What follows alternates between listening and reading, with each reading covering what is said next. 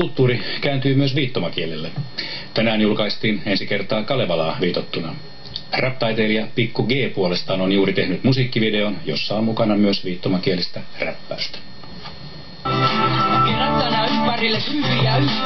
Tässä räppää Pikku G Kylki kyljessä Kuuron Teemu Lipastin kanssa.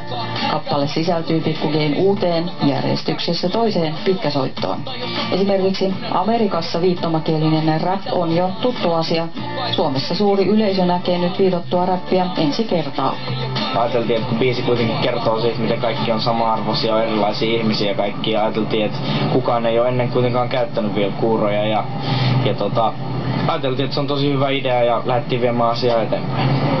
Kielivähemmistön rinnalle nosto tuntuu sopivan hyvin humaaneja arvoja puolustavan Pikku G:n profiiliin, ja räppäys puolestaan istuu mainiosti viittomakieliseen ilmaisuun.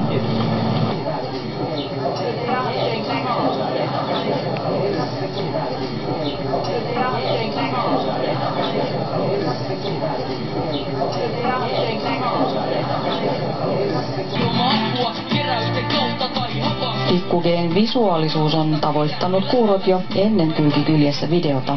Hänellä on kuuroja faneja. Nyt hänelle on annettu jopa viittomakielinen nimi.